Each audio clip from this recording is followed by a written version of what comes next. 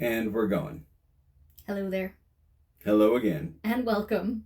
Welcome St. back. Eerie presents episode, I don't know, what are we in? Like 20 something? I don't know. Me either. But hey, we're challenging ourselves to use a dual capture on the phone and see if we can, I guess, bring in a new form of engagement. Right. Because we noticed before that when we shot it from a wide angle over there, it was cool looking. You could see the room and everything, but ultimately what people were seeing was us like this talking to each other. And when we were at Horror Hound Weekend, we did a quick up close, just the two of us talking, and we got more people watching and checking shit out. So it just made sense. So talking to some other people that do this, they were like, yeah, people want to engage with you. And we're not thinking about that. I'm just thinking like the room looks cool. You'll like that. But Same. Apparently people like to see us talking. And so that's what we're trying to do here. Quick and easy, mirrored kind of thing. And figured we'd give it a shot here on Friday night at the end of March. All right. Okay. So our special edition tonight is going to be talking and reading from our cryptid trivia book. Yes, by Bernadette Johnson. The Big Book of Cryptid Trivia. I don't know about a whole ton of cryptids, but I'm sure we're going to find out some really interesting things. You want to hold it up and show the cover? Yes. Cool. On the back it says, dive into the unknown world of cryptids. Have you ever heard of a Tahoe Tessie? Or Hogzilla? Does it say that? Yeah. Oh, of course. We know Hogzilla. Yes. Yes. Hogzilla. Yes. Of course, if you're a mutant, you know Hogzilla very well. Yeah. I know in the beginning of the book, there's a little introduction, and it kind of has like, not the very first page, but a couple pages in, it's like the basics of what cryptozoology is all about. And I think those are the first questions in the book, like the basic definitions of stuff. Do you see that there? I see a term, cryptozoology, from the Greek perfectly fits the idea of hidden, cryptos, animal, zoon, study, logos. Worthy of noting that it is before its widespread employment, the word cryptozoology developed between 1920 and 40s. The early concept was expressed through the phrase romantic zoology. Romantic, huh? Interesting. Oh, I didn't know. But there's an intro after the forward. Yes, the basics, terminology, and history of the field. And what are the first questions that they got in there? The Q&A says, what is cryptozoology? Okay, so I'm going to try to answer these, but then I would love for you to give me the correct answer, because all I know is cryptozoology is the study of hidden animals. Okay. This actually got a pretty decent little blurb. The answer, cryptozoology, is the study of cryptids, which are creatures that are considered mythological by most people, but that some people believe exist. For instance, Bigfoot and the Loch Ness Monster are two such cryptids for which there are a great many skeptics, including most zoologists, but some diehard believers. The word cryptozoology is widely thought to have been coined by Belgian French zoologist Bernard Heuvelmans. I think I'm butchering that one a little bit, in the 1950s. But Heuvelmans himself credited British biologist Ivan T. Sanderson with coining the word in the 1940s. Cool. Yeah, that's more in depth than my little definition, but ultimately it's got quite a history, and that means it's kind of been what in the 1940s. Shit, that's almost 100 years ago. So it's been around for a while. Yeah, people have been studying mythological creatures for a long time. Right, right. So, what are people who studied cryptids called? Oh, easy. That's a good one. The cryptozoologists. Yes. And to be completely transparent, when I watch one of those shows, any show where they're talking about different things, and then a guy comes up or whoever comes up on a screen, and under the name it says they are a cryptozoologist, Mm-hmm. I immediately think bullshit. Like, self-coined. yeah, because I think you can go online somewhere and actually buy a certificate that says like official cryptozoologist, but Right. it's like one of those things like you are if you say you are, like an alcoholic. Right. Nobody can go and say, "Oh yeah, he's definitely an alcoholic," and that's a no. It's a self-proclaimed statement, title. Right. And with cryptozoology, so there's some guy on TV that probably has a book or read something online somewhere, but I don't feel that way about Lauren Coleman. Lauren Coleman is like renowned cryptozoologist, Is he and the one that does the A to Z cryptozoology? Yes, Lauren Coleman and Jerome Clark co-authored that one, and that is my all-time favorite cryptozoology book. But this is a close second. We haven't cracked that much into this one since we've had it, but I've been saving it, so I don't just want to read through it without you, doing stuff like this. So anyway, yeah, Lauren Coleman rules. I'm This a dork. is kind of silly. It just says when was the term cryptid coined, and I read it in the beginning. But Go ahead and read it again. It says what? When was it coined? Yeah, I'll just read the answer. It says, although cryptozoology was coined in the 1950s, and the word cryptid was derived from cryptozoology, the first usage of cryptid was in a letter to the editor written by John E. Wall, published in 1983 edition of the International Society of Cryptozoology, and in parentheses, ISC newsletter. Right on. That's cool. Yeah. All right. Next question is, what is the etymology of the word cryptozoology? Oh, I already read that in the first beginning. The Greek meanings. Okay, right. The word cryptozoology is a melding of the Greek word kryptos, meaning hidden, with the word zoology, the scientific study of animals. Zoology comes from the Greek words meaning animal and logia meaning study. Your next question is, what is a hominid? A hominid. Okay, is that like an upright walking thing? Or yeah. What's I should know. Cryptids like Bigfoot and the Yeti are often referred to as hominids.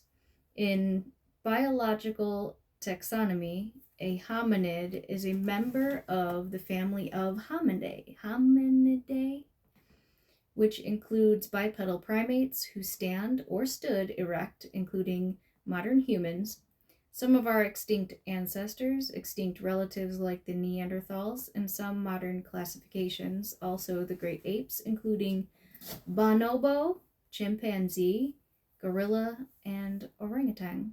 I don't think I've ever heard of a bonobo. No, me neither. No. I'll have to look that up. But hold that thought, yeah, because I got something I want to show you. This is gonna be good. What is it? He's sneaking away. The next question is, What is a globster? I don't think I know what a globster is either. Sounds kind of interesting. Oh. I knew this is what you were going to get. Right. So, like I said, I should know what a hominid is, regardless, and you might really like this.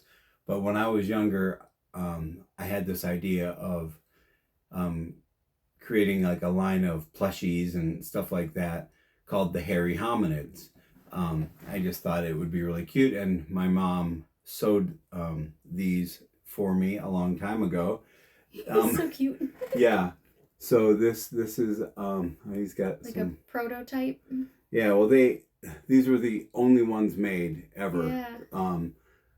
Because for whatever reason, you know, you can get plushies of Bigfoots and stuff, but yeah, this is the Yeti that she made. Look at like these faces. My mom So did cute. these from like with her own little pattern. The He's got little feet too. yes. Felt and fun abominable snowman or the Yeti. And then this one is your basic North American Sasquatch. Looks kind of like a bear, but you know, he was supposed to be a Sasquatch. I think he's got a little tongue there too that you can see. And North American Sasquatch, and then this is supposed to be the Florida skunk ape, which again looks like a monkey, but yeah, I was much younger and I just asked my mom to do these for me, and she did, and I thought, oh, you know, I'm gonna make a line of cryptozoology stuffies and toys and have this cryptozoology empire, you know, and then, you know, something else happened in life, and they've been here for so many years. They currently inhabit our living room, and along with Biggie-foot.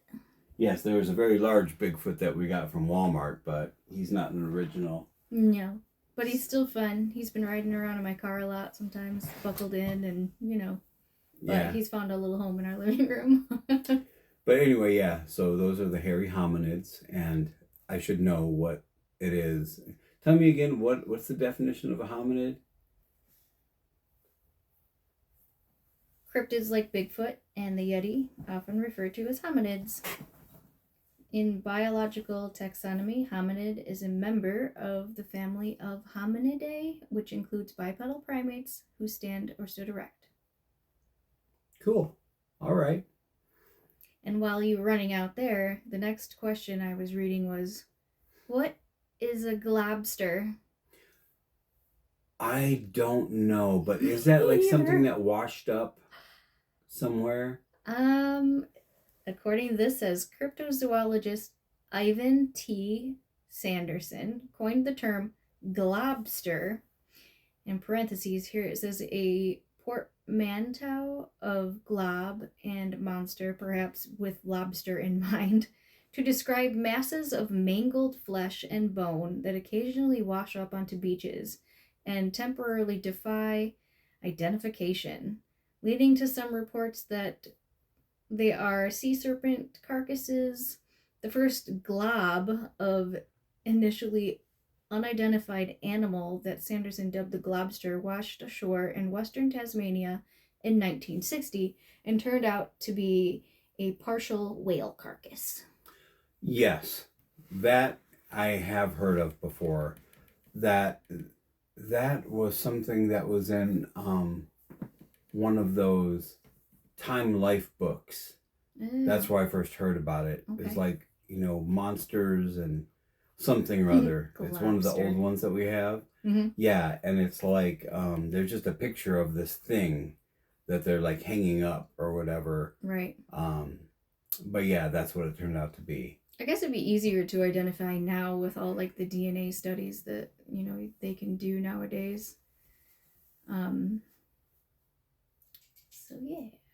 Globsters. Rock globster. That sounds delightful. Mm-hmm. Okay, so what is cryptobotany? Cryptobotany is like botany, like plants and shit. Yes, absolutely. So hidden plants. It says, whereas the subject of study of cryptozoology are animals, cryptobotany is the study of plants that are believed to exist by some, but that are not confirmed by science.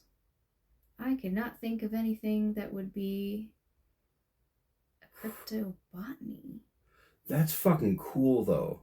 Right? Like, literally, I have never heard of that before. Again, did not crack this book open, except we read some from the middle at one point. Yeah. Oh, and there's from what our cameras are telling us, there is a cryptid cat that keeps sneaking across our driveway because it just popped up again. Oh, like camera. There's something in the front cameras, Mm-hmm. and twice tonight it's been a large cat, but not like too large, just a big fluffy cat. It keeps walking back and forth. I wonder if it is Ozzy Fuzzborn, or wait, is it Fuzzy Osborne? Both.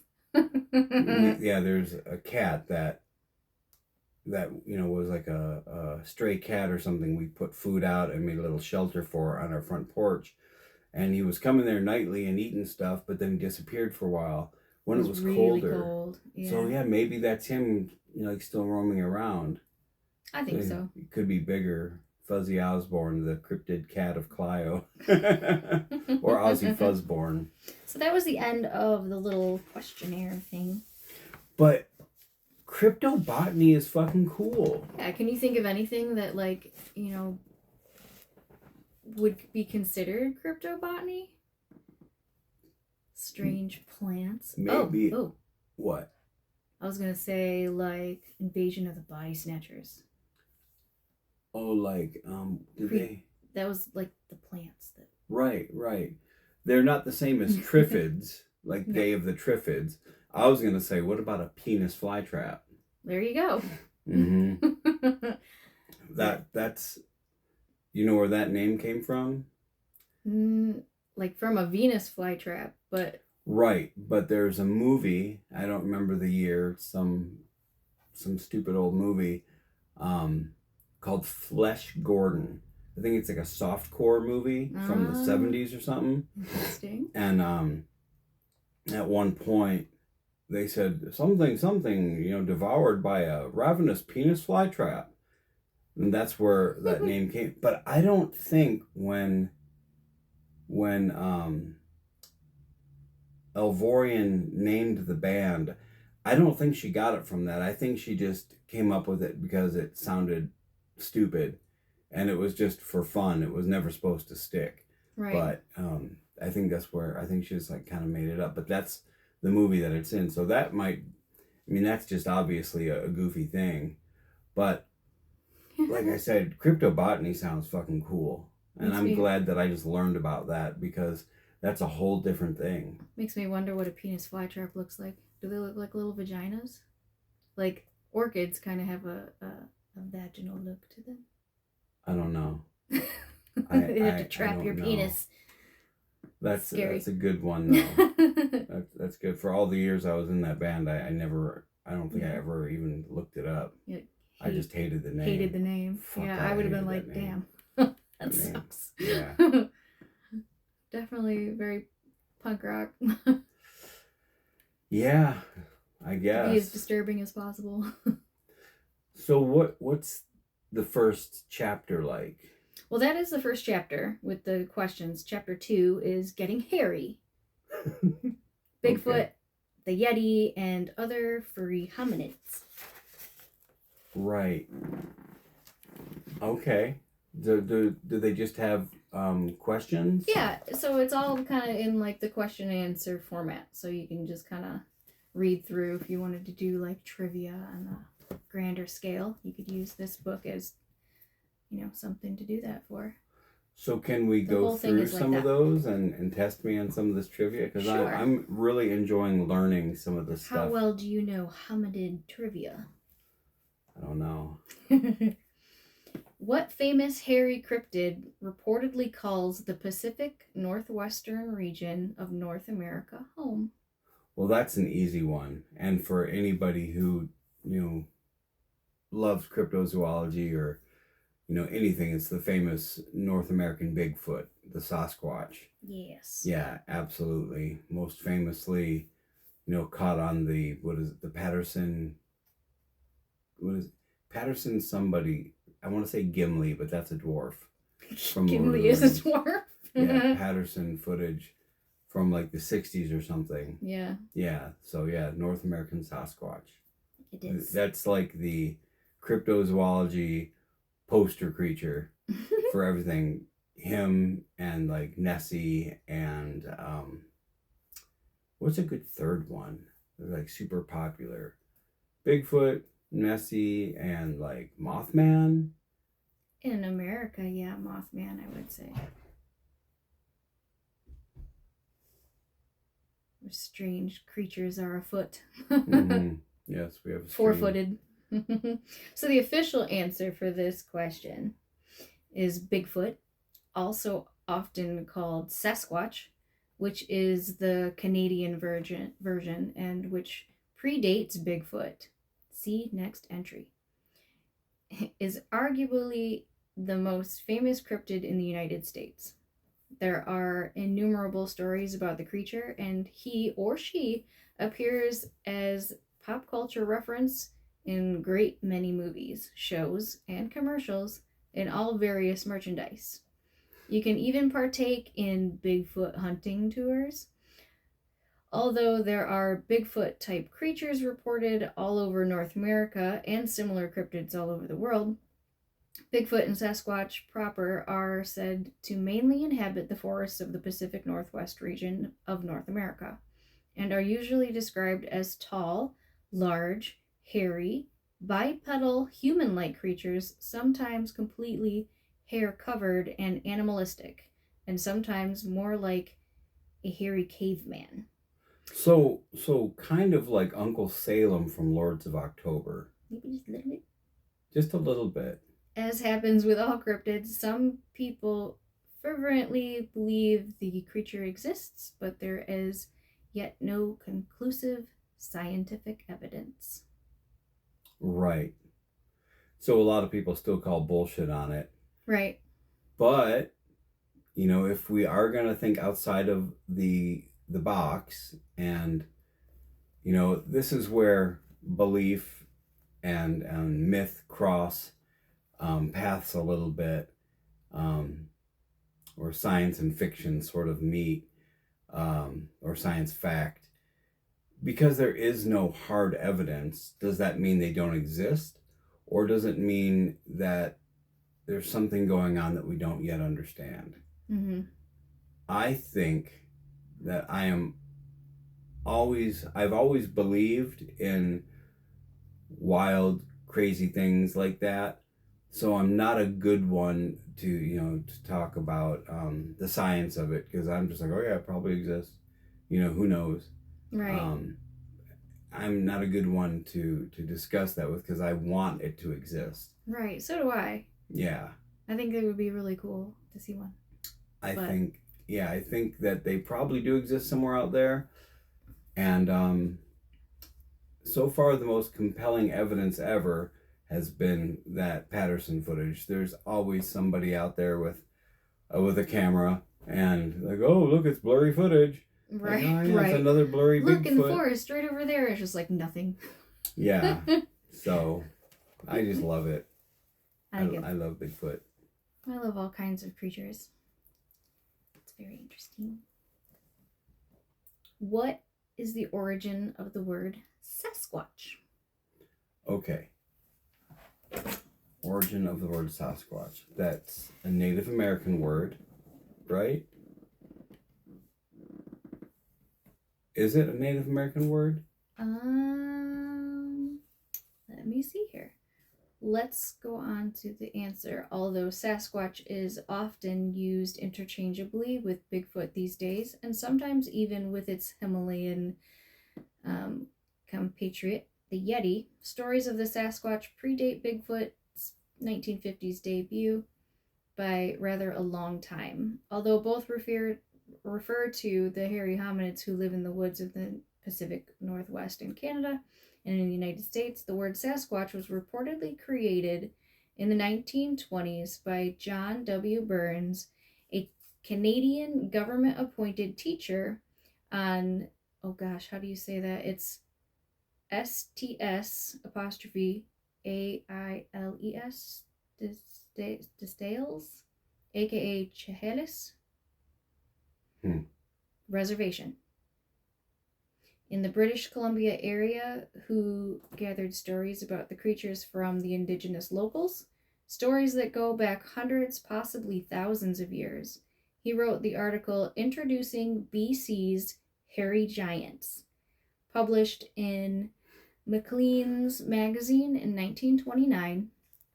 The word was apparently a combination and anglicization of several indigenous groups. I can read seriously, but some of these words are crazy. Of several indigenous groups, names for the beasts including Sakets, meaning hairy man, in one of the dialects of the Stahelis First Nations people into a new word. Yes, so indigenous peoples. Okay, that's cool. And as we get right about here to the 30-minute mark, I would like to, bring this episode to an end just so we can have something to upload and to do all that. But more importantly, I have to say, in an engaging way, I realize I don't know fucking half as much as I thought I knew about all this stuff. I know the very basics. What I know for sure is I've loved monsters, aliens, and bizarre creatures since I can remember. But this detailed book is super cool, and I feel like I'm learning more just by listening to you read it to me. And again, like I said, I don't know fucking shit. All of the history and all this kind of stuff. Yeah. Fucking clueless. Yeah. It's really cool. Yeah. So anyway, all the usual stuff to end this out. Everybody always says like, subscribe, follow, fuckery, engage, comment, all that kind of stuff. Yeah. We enjoy it. Yeah. So do all the stuff that people do if you want to. And let us know if you appreciate this format, because I really like it. I don't know about anybody else, but I think it's cool. It's an easy setup. I can see you. You can't see me because the camera is facing the other way. Yeah. And if everybody can hear this okay, let us know, because we can adapt some microphones or attach some microphones and all kind of shit. So this is our one thing that we're doing tonight. And we appreciate you checking it out. Thank you. Yeah. Any other final words? Yeah. Okay. Thanks for watching. Thanks for watching. We love you. Bye. Bye.